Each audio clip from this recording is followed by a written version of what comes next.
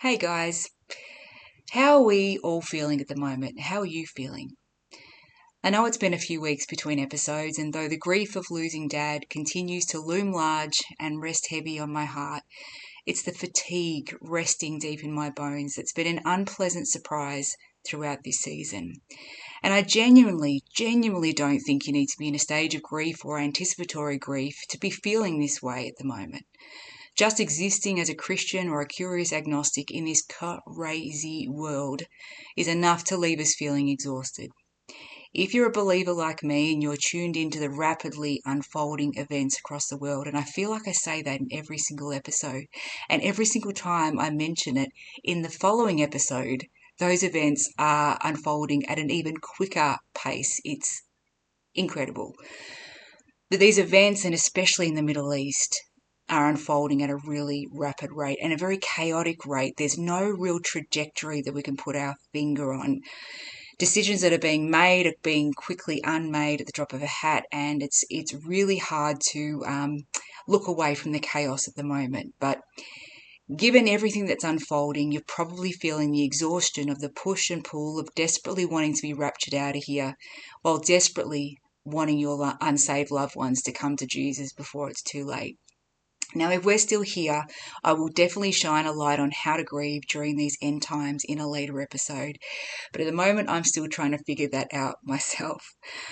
Now, if you add this world event-induced fatigue to the day-to-day strains of modern life and the loss of a loved one, you've got yourself a recipe for a fetal position served medium rare, under but not on top of the table, with a side serving of despair and hopelessness.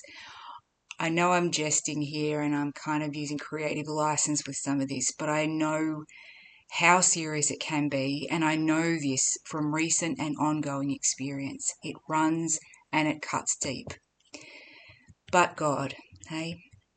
As Dr. David Jeremiah posted on Instagram recently, when disturbing news breaks in our world, and I would add, when disturbing events take place in our own personal lives, remember the Most High rules in the affairs of men. And again, I would add, he rules in the affairs of our lives, both good and bad, small and large.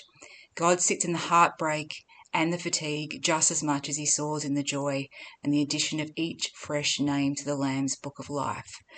But the reality is this: as we continue to be blessed with each new day, we do face a plethora of things and situations and people who will add to the fatigue load during this season of grief.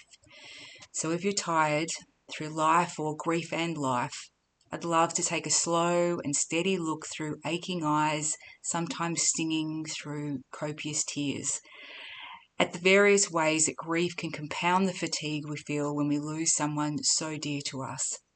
I may or may not grab myself a coffee before we get started, and perhaps a tissue or two just in case.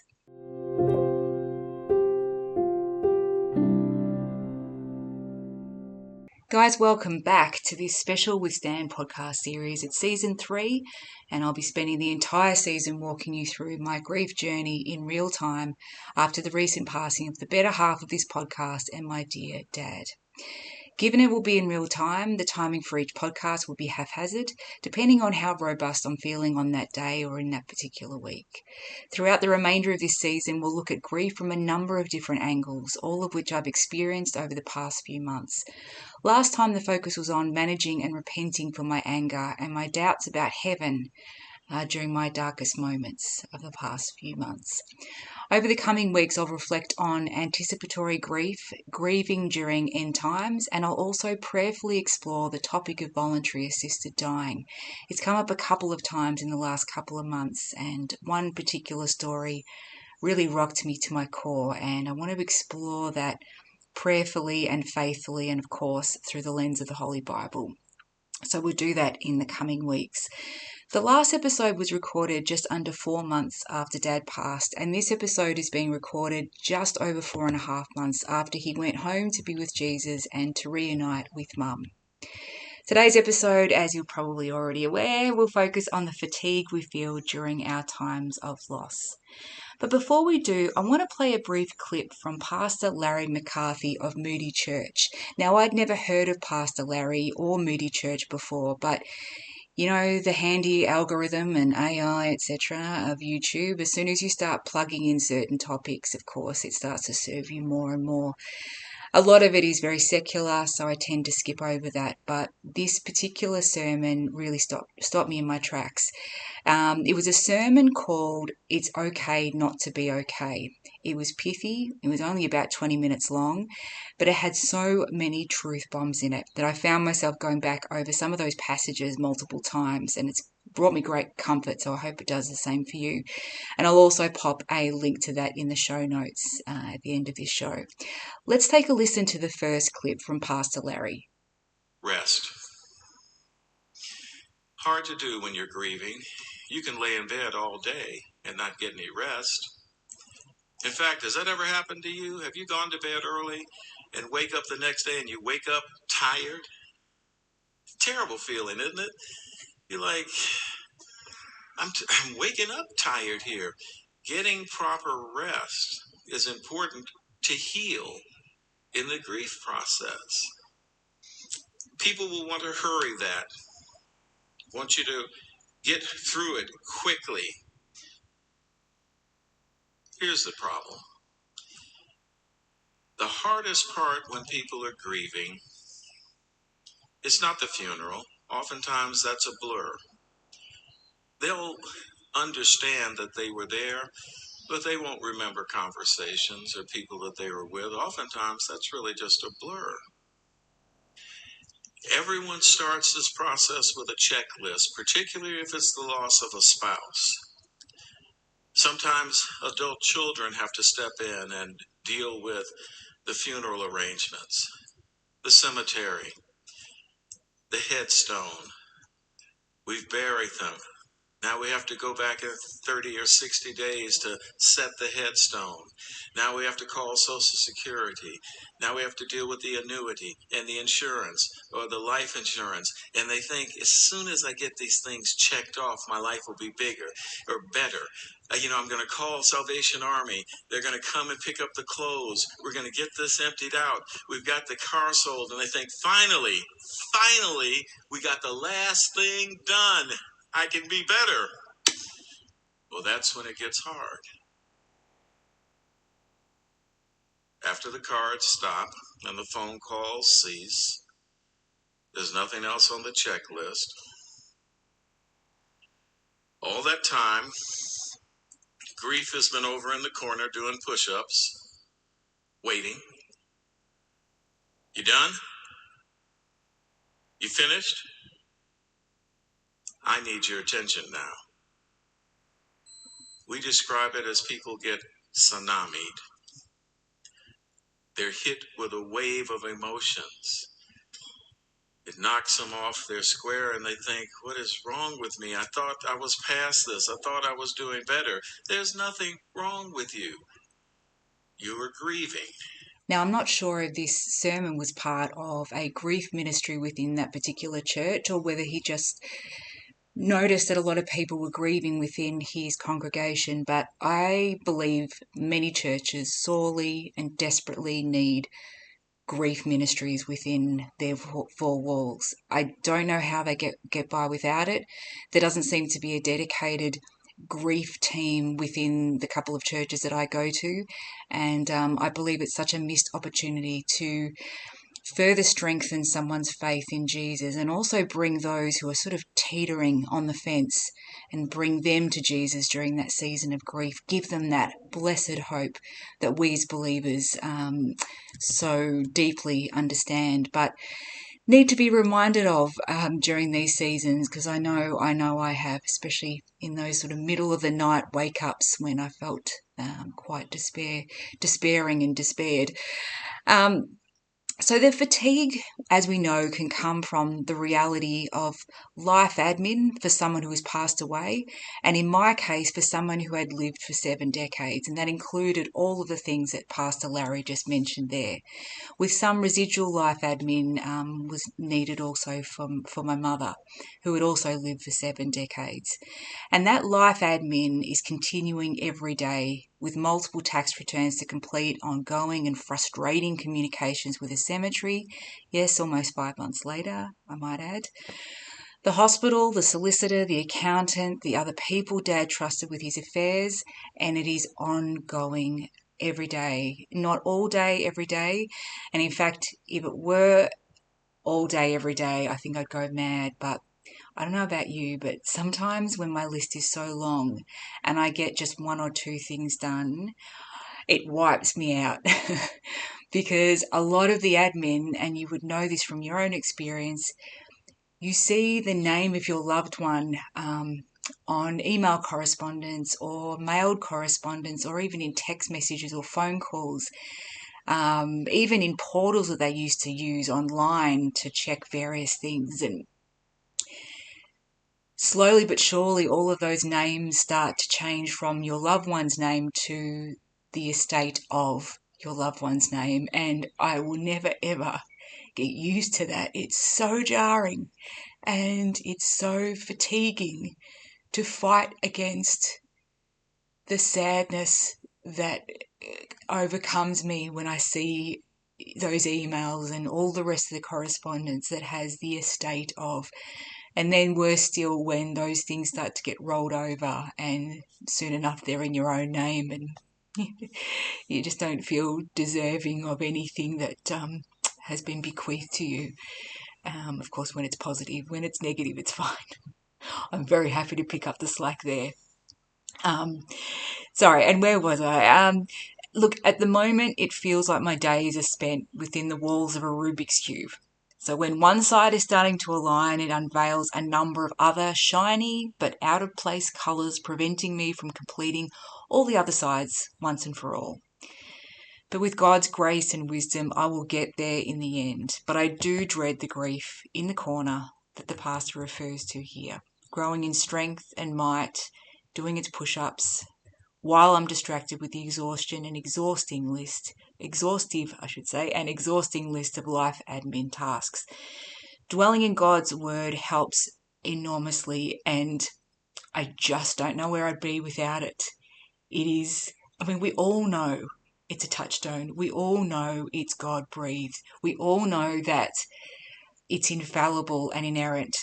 But I don't think that knowledge crystallizes until you're in a deep crisis, whether that's grief or whether that's a financial or family crisis or whatever it might be. Knowing God's word is just sitting there in the magnificently bound pages of the Holy Bible just brings me more comfort than I can express. But his word has helped me enormously over the last few months in particular, and of course leading up to Dad's passing, as we navigated his health journey. And I'm reminded of Isaiah chapter 40, verse 31, which reads, "But those who wait on the Lord shall renew their strength. They shall mount up with wings like eagles. They shall run and not be weary. They shall walk and not faint." My goodness, those words are powerful. And it's one of my favourite passages actually in the Bible, and it was even long before this particular season. Mate, do I feel like I'm running through quicksand sometimes? Absolutely. I feel like I'm running on a treadmill when I'd much rather run in a straight line down the road, or better yet, run in a straight line toward the loving arms of our Heavenly Father and the loving arms of my mum and my dad in heaven. I cannot freaking wait. But back to the sermon we were listening to earlier. Pastor Larry speaks to grief in general and even speaks a little bit about Jesus' grief in this next clip. In fact, I'd say it to you this way. Grief is the evidence of how significant the relationship is. If you've suffered the loss of a loved one, there should be grief. We see that in John with respect to Jesus himself. You'll remember he had told his disciples, "I need to go back and I'm going to raise Lazarus from the dead. He has died for this very reason, so that the Son of Man may be glorified, that they will believe." Now, he's already told them he's going to raise him from the dead, yet when he goes back and he sees Mary and Martha, they're crying. My Bible says Jesus wept. And that word there, wept, is not just a tear coming, it's not, one of those Denzel Washington tears that just kind of comes down, trickling. No, he's wailing. Why? Now, some theologians would say, well, it's because Lazarus' death reflects what sin does in our lives and how sin has entered into the world and he is wailing because of sin. I guess from a theological standpoint, that makes sense, but what we know, when you lose a loved one, it hurts, and he sees their heart breaking. Wouldn't it have been easy for Jesus to say, Mary, Martha, stop all that crying. Watch this. But he doesn't. He's weeping because it does hurt. Grief is the evidence of how significant the relationship is. And so the first thing I want to share with you in terms of this bad information that's out here is that first and foremost, when you're grieving, it's okay not to be okay. You hear that? It's okay not to be okay. In fact, we need to give each other and ourselves permission to be not okay in these seasons. We, of course, don't want to be down and out for too long. I understand that. And we need to continue to lean on God and pray for God's strength and wisdom throughout to get us through to the other side. But there's no time requirement. And as Pastor Larry said, you know, grief is evidence of the loss of that person.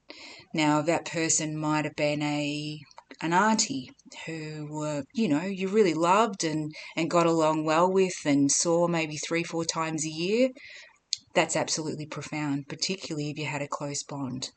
But if you've lost a parent or a child or a spouse who you were deeply bonded to throughout their lives and throughout your life, and you and their lives were inextricably linked, and you shared this deep mutual respect and bond and love, and you even liked each other quite a bit, you'll find that grief is immeasurably stronger and deeper.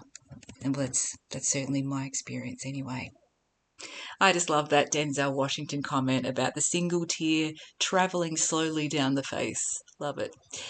But I do believe that Hollywood grief or TV series grief that can neatly wrap up an entire season of grief, however long it lasts, in just one scene or one episode, leads to ridiculous expectations of how deep or long a season of loss should last. Life simply, as we all know, is not that pithy or predictable. And I honestly blame the entertainment industry for its depiction of grief. Not in every instance, mind you, but for the vast majority of shows and movies. But I blame it for sanitizing the grieving process, for putting a 30-minute or a 2-hour timeline on the grief itself, and then almost trivializing the long-lasting effects of grief by having characters bounce back in the next scene or in the next episode. It then creates an unrealistic expectation for both the person grieving or the people around them who feel that the person who is grieving ought to be through the worst part by now, or should move on with their lives. Says who? This next clip, also from Pastor Larry, speaks to this very topic. Our culture, families, and even ourselves, we impose upon ourselves expectations that are, not only are they not biblical, they're unrealistic. I was at a funeral not long ago. A 14-year-old boy had lost his dad. The uncle had come in for the funeral, and the little boy is crying. And so the uncle goes to his nephew and he says, okay, look, time for you to man up. That's about enough for that. He's 14 years old. Where does it say that men aren't supposed to cry? That makes you less than a man if you're hurt and experiencing grief. He's 14 and he has every reason to mourn the loss of his dad. Now, when people are grieving, folks want to help. But they just don't know what to say. Oftentimes they will tell people, well, listen, girl, that's been long enough. You've been crying long enough. Listen, we're getting together. You need to come out with us. We're going to go and get something to eat. Come on. You've been grieving long enough, who says? In fact, beloved, the experts tell us 18 to 24 months before people start to heal when they've had a significant loss. 18 to 24 months before they start to heal. People want to look at grief like it's graduating from elementary school, like a stage. Grief doesn't work that way. It's not like you go through a period where you're sad, and then you're angry, and then you're in denial, and then you're confused, and then you're better. It simply doesn't work that way. You can experience all of those simultaneously. In fact, people have told me it feels like I'm trying to push a thought through jello. I can't think. The things that used to be so easy for me to do are just very confusing for me. Like pushing a thought through jello. How apt is that? I feel that sentiment down to my very core sometimes. Even walking upstairs can feel, and this isn't even really using my brain, but even just walking upstairs can feel extremely heavy sometimes. Definitely getting out of bed in the mornings is heavy every single day. So I can absolutely relate to that analogy, and certainly, similar ones like it. So the expectations from others can be harmful and can undoubtedly add to our fatigue, along with all of the situations and tasks that we find ourselves wading through as best we can. And I need to stress that as well. We are doing the best we can. I had someone well-meaning the other day say to me that a friend of mine who wasn't a friend of mine, had inquired into my well-being. I don't know this person very well. They don't know me. Haven't caught up with them, seen them, wouldn't have a need to since my father's funeral. But it seems that a group of people have been talking about how I wasn't my usual bubbly self. And I was really confused because I haven't really seen anyone to be bubbly or smiley or lacking in bubbliness and smiliness, two obviously made up words. So I was a bit intrigued by that and felt very flat after that person had said that, because I say this to my brother and my brother says it back to me. We are doing our best. We are now, within a very short period of time, we're now grown up orphans without our mum and our dad. We're trying to unravel a whole bunch of things to do with their lives and assets and all the sorts of things that come with, the estate management, etc., and trying to work through our own emotions in the process. So sometimes, even although I walk every single morning, even that, it feels like I'm walking through quicksand sometimes. And so when people have that expectation that I'm not my bubbly self as usual, it makes me sad for them that they don't understand the depth of grief, because if they did, it means that their grief is commensurate with the love that they had for that person. And as I've said in earlier podcasts, to grieve this deeply for my dad is evidence, as Pastor Larry just said, that is evidence of the grief and the loss of that person. Now, my dad obviously was a very, very important person in my life, and so that grief runs deep and long. So many of you who've listened to previous episodes in the season will know that my dad was my favourite person in the world. He was that one person who I knew I would be devastated over if I ever lost him. He was a fierce protector and generous provider for our family, and the one who was on every single one of my next of kin forms. And unfortunately, I've had to change those names in the last couple of months. The first person I'd call if I needed to share good news, good, bad, or even just banal, yeah, Dad and I could talk for hours and hours about all manner of things, from Bible prophecy to the footy and office politics to finance. And I admired his guts and determination to face all kinds of battles, just as much as I valued his humble, empathetic heart for the vulnerable. So I was really sad to hear about that 14-year-old boy who was kind of sabotage, not the right word, but almost limited in terms of expressing his sorrow for his dear dad. Can you imagine losing a parent at such a young age? And if you are one of them, my heart goes out to you, because I cannot begin to imagine what you've been through. And that poor boy being told not to express his sorrow, to me is quite horrifying, because I have a brother and a father who are man enough to cry, and were and are. Dad was an alpha father. My brother is an alpha brother. Very masculine, biblical males, I suppose you could say, but were definitely not too proud to cry and express their feelings. So my heart really goes out to that little boy from that clip.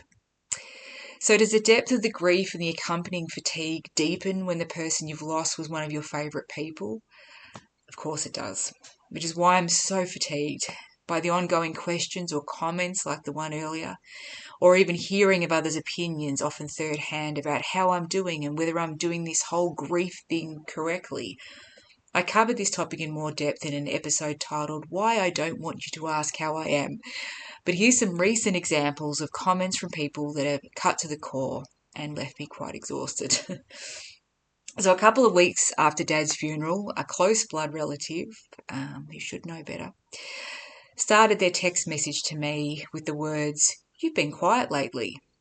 My brother received a similar text message from another close blood relative last week, which started with, "You've been a bit quiet lately." The start of both messages felt like accusations and implied that my brother and I should be, I don't know, louder, louder at this time, more talkative, I don't know, reaching out to them. Is that what we should be doing right now? I mean, some days, and I'm sure you'll relate, they just it feels like an achievement if we've gotten out of bed and managed to tick a couple of life admin tasks off. So the very thought of being louder or more talkative or reaching out to people who we know aren't necessarily empathetic, it leaves me feeling exhausted. I know that. And so I looked it up on Google because I thought, what's bugging me about the way they have phrased the start of their message? It doesn't really matter what comes after the start of that message, even if it's a little bit softer or a little bit more like, let's catch up for coffee or big hugs or whatever it might be at the end of it. It's the start of it. It's the opening line. And as someone who loves to write for a living, it's critical that you set the right tone and you either say the right statement or ask the right question for that particular audience. And those two statements really jarred with me. So I Googled it, and here's what Google had to say. Okay, here goes. "You've been quiet lately" is generally not a helpful thing to say to someone who is grieving. It can put pressure on them to explain their silence, which may be a way they are processing their emotions. I can relate. Instead of focusing on their quietness, try offering open-ended support and letting them know you're there for them without demanding a response. Here's why it's not a good thing to say and what to say instead. Why you've been quiet lately is problematic. It can feel invalidating. It suggests their silence is unusual or problematic, rather than a natural part of grieving. It can also feel pressuring. It may make the person feel like they have to talk, even if they're not ready. It can be dismissive. It may minimize the depth of their pain or the complexity of their experience. And lastly, it can lead to avoidance. They might withdraw further to avoid explaining their silence. I can definitely relate to that. It is winter here in Melbourne, Australia, and we went from having a fantastic autumn, record-breaking temperatures, beautiful weather, to quite an icy start to winter. So It feels natural to be bunkered down anyway, but I think I've bunkered down just that little bit more during this season. And again, because it feels like people don't understand. They want me through to the other side already. And yeah, it just feels like quite a few people around me just don't quite understand the depth of this grief. And perhaps it's because I haven't been hit with it yet. So when they are, I know I will definitely be there for them, and I'll certainly be taking some of the cues from these podcasts to help me help them, so to speak. I remember during the weeks and months leading up to Dad's passing that Dad had retreated himself, quite considerably actually, from his quote-unquote friendship group. I say that with a bit of an eye roll. Aside from a couple of really close friends. And when a friend, I'll call him an acquaintance, he just happened to know Dad for quite a few years, when he demanded that I tell him why Dad was not responding to text messages, which, there was literally one text message that had gone without a response, mind you, I gave him a comprehensive rundown of why Dad was unable to respond, and the reasons at that time were medical, and they were very, very serious. To which this acquaintance responded without empathy or offers of support or even sadness, but with these exact words verbatim. Okay, that explains why I haven't been kept updated. I'll let the others know. That, my friends, was the entire message from an old friend of Dad's. That same tone has continued since Dad passed and then since the funeral, albeit through one text message. It's exhausting, hey?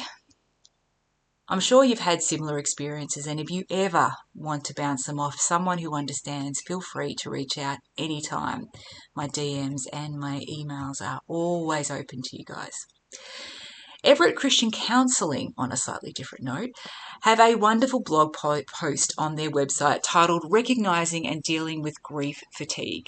So before we segue into our Bible reading for this episode, I thought I'd read you some of the key takeaways. Let me just bring that up on the screen. Talk amongst yourselves. Okay, and it's written by Candice Catois. Sounds quite French. And she writes, "No one can prepare you to deal with grief. It will affect you at every level of your being and in every facet of your life. It lasts far longer than you would have expected, and at some point you will begin to experience grief fatigue. Most people know how it feels to be physically exhausted, but in grief you can feel fatigued in a few different ways. Recognizing when you are feeling fatigued helps you deal with it. You'll often feel stretched capacity. Grief is a complex process that affects everyone uniquely. However, there are a few universal experiences that people face while they grieve. For example, everyone has to deal with logistics and administration soon after a loved one passes, and we all know about that. Some people take solace in the mundane processes that follow a loved one's passing, such as organising the burial or funeral service. Others simply cannot cope with such tasks at that moment. The one effect that grief has on everyone is that it stretches their capacity to multitask, often in frustrating and emotional ways. In grief, emotions tend to bubble to the surface and conflict with each other. You might wonder, why am I missing them, but I also feel a burning anger toward them? Well, I can't relate to that last part, but I imagine there would be plenty of people who would feel that way. Not only do you have to process this, but you often have to return to work and carry out daily responsibilities. Being stretched in so many ways is a form of exercise. It's as if your body, soul, and mind are working out simultaneously. It's not surprising that you are fatigued because grief is exhausting work. Recognizing and dealing with grief fatigue. Grief is an ongoing experience. It doesn't pass or finish. You cannot complete grief. You can only learn how to cope better with a loved one's memory and absence. One of the things that helps you grieve is to recognize where grief is taking its toll on you. 5 main areas in grief fatigue, some of which may be fairly obvious, while others may be things that you might not have considered or faced before. When you become aware of what is draining your energy or stealing your focus, you can brainstorm how to make things easy for yourself. So the first one is physical fatigue. The word fatigue often conjures images of someone who is physically exhausted, but few would imagine that grief could affect your body. The fact is that grief is as much an external experience as it is an internal one.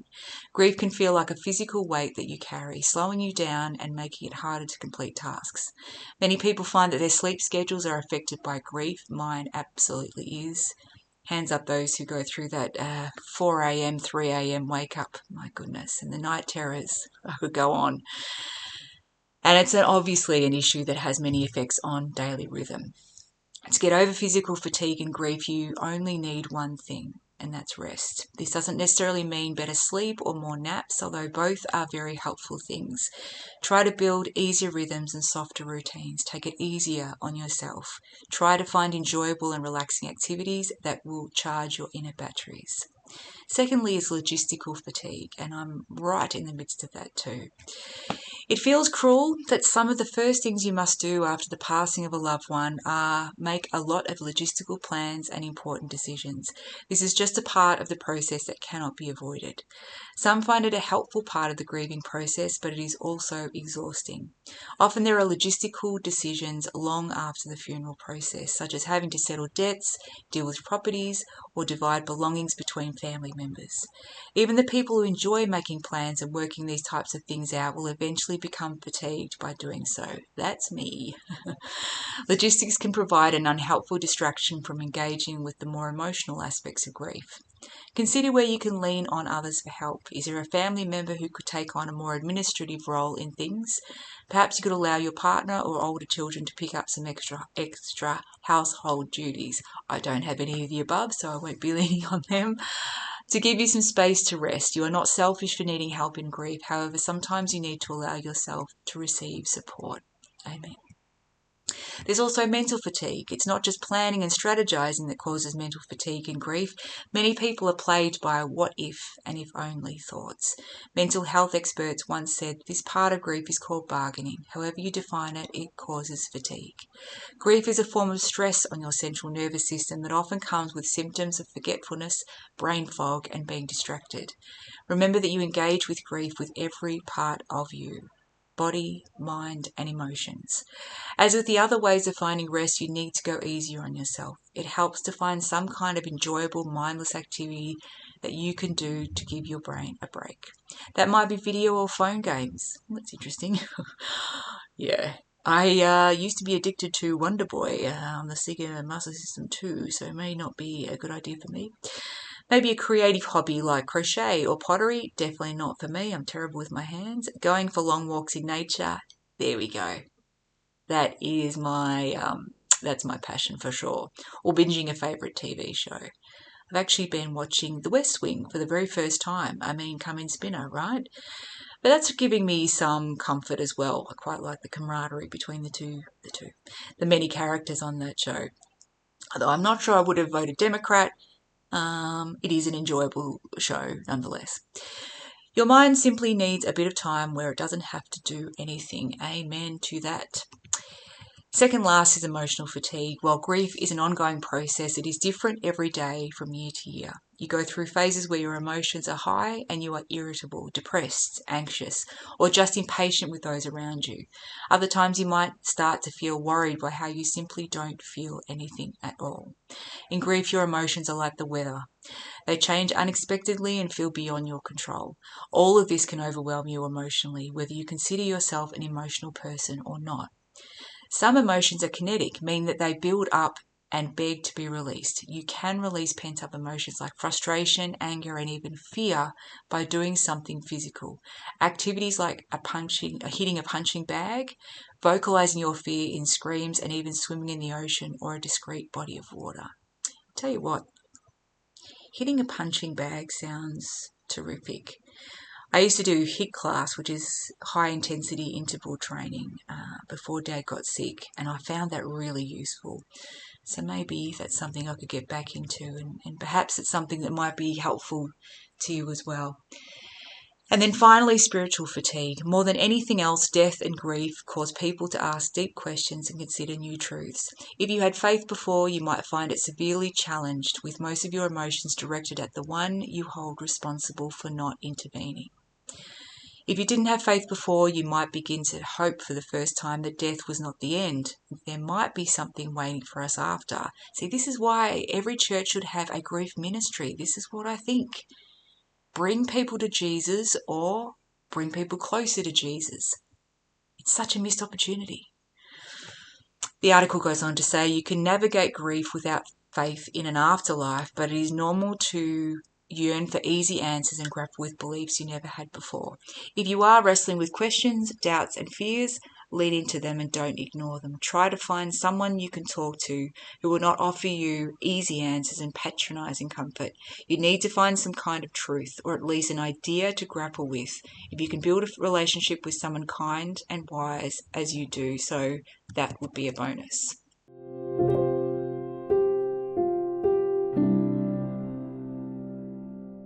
Now, for those of you who have listened to some of the previous episodes, you'll know that after Dad passed away, I located his New King James Bible and saw that his bookmark was in the book of Revelation, and I believe he was up to either chapter 4 or 5. But as we make our way through this season, I'm literally reading one chapter at a time. And on this particular occasion, we are up to chapter 7. A reading from the book of Revelation, chapter 7. After these things I saw 4 angels standing at the 4 corners of the earth, holding the 4 winds of the earth, that the wind should not blow on the earth, on the sea, or on any tree. Then I saw another angel ascending from the east, having the seal of the living God. And he cried with a loud voice to the 4 angels, to whom it was granted to harm the earth and the sea, saying, Do not harm the earth, the sea, or the trees, till we have sealed the servants of our God on their foreheads. And I heard the number of those who were sealed. 144,000 of all the tribes of the children of Israel were sealed. Of the tribe of Judah, 12,000 were sealed. Of the tribe of Reuben, 12,000 were sealed. Of the tribe of Gad, 12,000 were sealed. Of the tribe of Asher, 12,000 were sealed. Of the tribe of Naphtali, 12,000 were sealed. Of the tribe of Manasseh, 12,000 were sealed. Of the tribe of Simeon, 12,000 were sealed. Of the tribe of Levi, 12,000 were sealed. Of the tribe of Issachar, 12,000 were sealed. Of the tribe of Zebulun, 12,000 were sealed. Of the tribe of Joseph, 12,000 were sealed. Of the tribe of Benjamin, 12,000 were sealed. After these things I looked, and behold, a great multitude, which no one could number, of all nations, tribes, peoples, and tongues, standing before the throne and before the Lamb, clothed with white robes, with palm branches in their hands, and crying out with a loud voice, saying, Salvation belongs to our God, who sits on the throne, and to the Lamb. All the angels stood around the throne, and the elders and the 4 living creatures, and fell on their faces before the throne, and worshipped God, saying, Amen. Blessing and glory and wisdom, thanksgiving and honour and power and might, be to our God forever and ever. Amen. Then one of the elders answered, saying to me, Who are these arrayed in white robes, and where did they come from? And I said to him, Sir, you know. So he said to me, These are the ones who come out of the great tribulation, and washed their robes and made them white in the blood of the Lamb. Therefore they are before the throne of God, and serve him day and night in his temple, and he who sits on the throne will dwell among them. They shall neither hunger any more, nor thirst any more. The sun shall not strike them, nor any heat.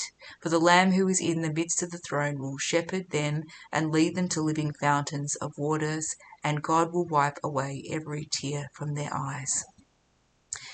This is the word of the Lord.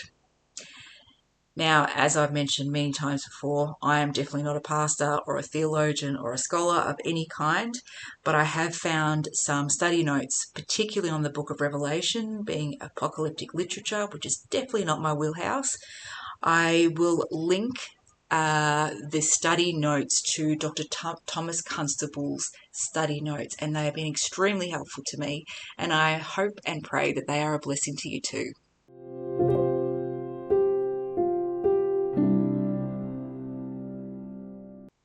That brings us almost to the end of this episode. But before we get to our final reflection, I wanted to remind you, good folk, of the ABCs of salvation, and I know you know them well, but they may be a blessing to anyone who's listening who may be just teetering on the fence at the moment. So the ABCs of salvation are really simple. So A, admit that you're a sinner. I know I'm a sinner. We're all sinners, and we have been born into a fallen world. So A, admit that you're a sinner.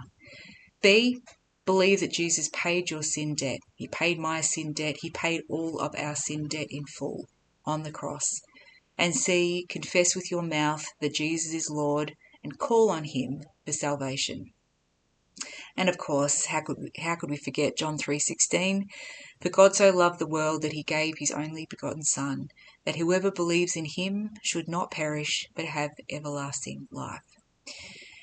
Guys, I know you know this because if you're listening to this podcast, it means that you're either coming out of or right in the middle of a grief season. So you be acutely aware that your own grief is a crisis in your own personal life, but we have many, many crises all around the world at the moment. And so we know that the hour is really late. So it's more critical than ever that we get this good news out to as many people as we can. Because I do believe we're in the final seconds of the final hour, and we are oh so close to meeting Jesus face to face, and I cannot wait. I am so done with this world. I'm so done with the hardened hearts. I'm so done with the wars and rumours of war. I'm so done with witnessing cruelty online to people and animals and the indifference of people toward others who are suffering. I'm done. I cannot wait to be in Jesus' arms. Don't know about you, but that's where I'm at. But before our final reflection, I want to remind you that you can reach out to me on Instagram. The handle is @withstandpod, or drop me an email, and the email address is withstandpod@gmail.com. If you want to discuss any topics from this or previous seasons, or if there are any topics that you'd love to hear discussed during future episodes, please do reach out to me and I'll be here. Our final reflection is based on a daily devotion from Charles Stanley, and I know I mentioned him in pretty much every episode. But the daily devotion that I read focused on Proverbs chapter 14, verse 13, which reads, "Even in laughter the heart may sorrow, and the end of mirth may be grief." And I was trying to figure out what on earth that meant. But so, as I always do, I sought some answers from Got Questions, and this is the response that they had. Bear with me. Okay, so the question posed here was, what does it mean that even in laughter the heart may ache? Which was obviously from a slightly different version of the Bible to mine. Their answer reads as such: silent film star Charlie Chaplin is credited with saying, "To truly laugh, you must be able to take your pain and play with it." It's no secret that many comedians struggle with tragedy in their private lives, and many admit to being depressed. These realities reflect Solomon's observation that even in laughter the heart may ache and rejoicing may end in grief. At first glance, his proverb seems pessimistic in nature, taking on an even greater glumness in the New Living Translation, which reads, "Laughter can conceal a heavy heart, but when the laughter ends, the grief remains." But negativity was not Solomon's intent. That's good to know. The proverb communicates the idea that there is joy in this world, but it is partial. It is always tinged with sadness. Earthly happiness is temporary and ultimately unfulfilling. Even in laughter the heart may ache seems to echo Solomon's reflection in Ecclesiastes. "I said to myself, 'Come now, I will test you with pleasure to find out what is good.' But that also proved to be meaningless. Laughter, I said, is madness, and what does pleasure accomplish? Mirth and merriment are insubstantial and cannot be sustained." Ecclesiastes says that there is a time to cry and a time to laugh, a time to grieve and a time to dance. Now, I can't remember the name of the band. Sorry, this is just a bit of a sidebar. I can't remember the name of the band, but I remember my dad telling me about a conversation that he had with his deeply atheistic friend, who once claimed that he walked into a church and all but caught on fire because he's such an atheist. He is so proud of it. Anyway, I think it's the Birds. We're talking like the 1960s. This is, my folks' era. But there is a song called Turn, Turn, Turn, and basically the words of that song are lifted straight out of the Bible. And the look of shock on this guy's face when my dad said, "Yeah, that's from Ecclesiastes. That's in the Holy Bible, mate." And it was one of this guy's favourite songs.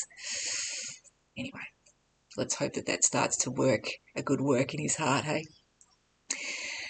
It is better to go to a funeral than a celebration. Why? Because death is the end of life's journey, and the living should always take that to heart.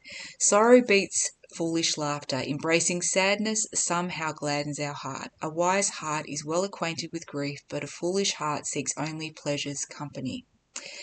It goes on to say a wise person lives with the awareness of his mortality and ultimate end. Going to funerals and experiencing loss and grief remind us that we all will die one day. God gives us his one life on earth as our only opportunity to know him and receive the gift of his salvation. If we spend our days laughing and only having fun, we will be ill prepared to face death. We should live every day preparing for our final destiny. Great words. Grief and heartache serve a good purpose. They remind us to put our hope and faith in God.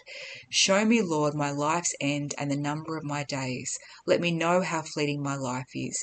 You have made my days a mere handbreadth. The span of my years is as nothing before you.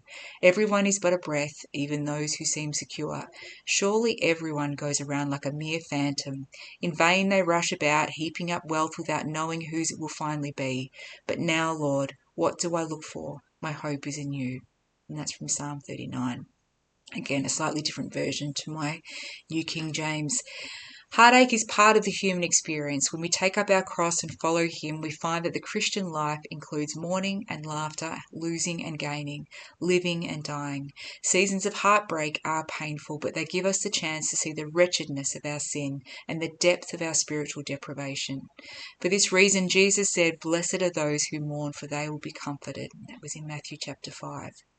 Only individuals who experience heartache over their sinful condition can receive God's grace and forgiveness like a river of joy poured out upon them. Only then can one say, like the psalmist, "You have turned my mourning into joyful dancing. You have taken away my clothes of mourning and clothed me with joy." Deep within every person is a fundamental heartache over humanity's fallen condition and an inherent longing for restoration to our true home with God. There are countless scriptures that quote this or speak to this. First Chronicles is one, Psalm 42 is another, even First Peter chapter 2. In the economy of the heavenly kingdom, those who grieve with heavy hearts are ultimately blessed because they are destined to laugh and celebrate at the marriage supper of the Lamb. Oh, sorry. I think about that marriage supper of the Lamb a lot. And I don't know if we're going to get to Revelation chapter 19 to sort of read it together. But man, I can't wait for that. I didn't even know it existed. This is how terrible. I mean, I'm going on another sidebar again. But I was raised Catholic, didn't read the Bible all that much, and have only just picked up the Bible and read it in any kind of depth over the last 5 or 6 years. And when I read about, and I've watched sermons about the marriage supper of the Lamb, oh my goodness, I almost fell to my knees. I was just so excited, like, get me to the supper. And you know what? If you guys are believers too, I'll see you there. I'll save you some, some bread rolls, make them sourdough. Finally, the last paragraph of this wonderful article reads, "They have had their hearts broken by their sin, but will receive God's comfort and live with joy forever in the Lord's presence. Even in laughter, the heart may ache and rejoicing may end in grief," is Solomon's reminder to keep our hope anchored in God, even through the fiercest storms of life. We can trust that the Lord has an appointed time and purpose for every moment of laughter and heartache that we experience. He is ultimately in control of them all. And we have the promise of true, lasting joy one day. "You make known to me the path of life. You will fill me with joy in your presence, with eternal pleasures at your right hand." And that's in Psalm 16. And guys, if you reach the very end of this episode, great work. Hopefully it didn't fatigue you too much. I tell you what, in a kind of weird turn of events, it actually energized me. I got this bolt of energy this morning because I keep trying to surrender my days to God and say, what next today? What would you like me to do today? And he carried me through writing this and preparing it and recording it. And I just pray for each and every one of you who are going through a season of grief at the moment. My heart goes out to you, but just hold on to that blessed hope. And I'll tell you what, it's not long before we get to have that marriage supper of the Lamb, and I will definitely see you there, guys. God bless you all, and I'll definitely see you next time.